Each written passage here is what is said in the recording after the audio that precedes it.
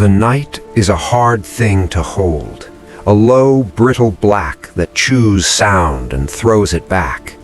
Ice grinds like distant teeth along the river. Wind slips through coat seams and gnaws at fingers until they stop answering. Somewhere close, the soft slap of oar against water keeps time, a patient, stubborn metronome in a world gone thin with cold. Lanterns are low. Men move like ghosts, bundled and careful, their breaths little white moons that pop and vanish in the dark. At the river's edge, a man stands, not tall in the way statues make men tall, but tall in the way resolve can stretch a shoulder and set a jaw. He is not a general in a parade or the portrait of history's calm. He is a man who has watched hope grow thin as thread and is now deciding to whether to cut it or weave it into something new. This man will step into a boat and into the kind of gamble that rewrites the map of possibility. He is George Washington. The plan is simple enough to fit on a scrap of wet paper and monstrous enough to keep a dozen men from sleeping. For nearly 6 weeks, the ragged promise of an army has been huddled like embers in the snow, raw, smoky, easily snuffed. Men have skulked away to their farms. Supplies are gone. Pay is broken promises. The British hold New York and seem to hold the war. It would be honest to describe the situation as dire. To call it desperate would be to understate the hunger in the bones of the cause.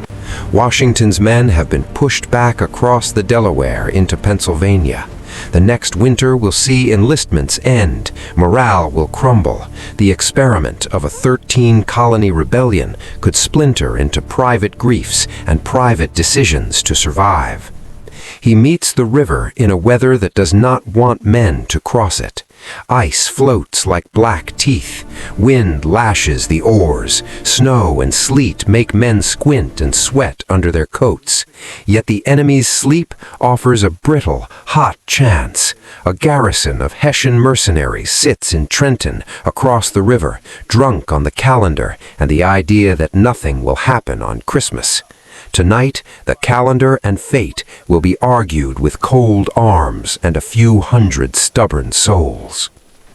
The plan is a strand of audacity threaded with discipline. The army will cross the river at night, in small boats, in separate detachments, and march through mud and silence to strike the town by dawn. The goal is not to win a war in a day. It is to win a moment, a sharp, impossible moment that reignites belief and makes men remember why they soldier. The stakes are existential. Keep the army together. Keep the cause to fight another winter.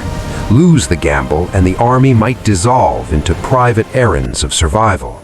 Win it and the winter light might change. He gives orders with a voice that is businesslike, a voice that carries across the frozen hush and does not beg. Men bundle extra flints into their pockets. They load ammunition sparingly. Officers check boots and belts. Washington moves through ranks as if he can bend the weather by attention. "We must be resolved," he tells a young officer whose teeth chatter. "We have to do what is necessary." When the column files toward the boats, the river is a black seam, swollen and treacherous. Boats are pulled out by hands already numb. The oars must be kept steady despite the clack of ice. There are other practical terrors to manage. Horses must be ferried separately, artillery too cumbersome to take. Every man stepping into a craft feels how small the boat is compared to the decision he's making. Each step is a vote for something beyond the self. They cross the Delaware on the night of December 25th into the morning of December 26th, 1776. The crossing is measured in long minutes of aching arms and watchful silence. The weather is not a mere backdrop, it's an antagonist, slippery and cruel. At one point, sleet turns to snow, oars freeze if they stop, footsteps in the mud become a record of who made it and who did not. The operation requires secrecy and rhythm, 3 columns converging toward Trenton from different directions, their timing the fragile gear that must not fail. This is the pivot of the story, the audacity and the weather colliding. Imagine a leader standing hip-deep in cold, watching the last man climb a boat, watching the lanterns bob off into the dark like drowned stars. Imagine, too, the private arithmetic behind the public face. He knows that outside this night, the cause could die. His own reputation, etched already by victories and retreats, is not what he fights for. He fights because he believes the Republic can be born from this cruelty of time and daring of men. The march after the river is an act of devotion. Soldiers move through ankle-deep snow, their musket barrels white with frost. Sometimes they step into slush that steals a boot and exposes a sore, raw foot to the cold. Silence is enforced like a prayer. Any clink or shout could alert the garrison. The march leads up out of the river valley and over a black landscape that seems determined to swallow them. The men keep low. A drum is muffled. The leader keeps close to the front, mapping the town and the terrain as one does a chessboard in a tavern, and then decides to move. The primary objective is a garrison of Hessian mercenaries, professional mercenaries hired by the British, hardened and experienced, but perhaps overconfident and lulled by holiday.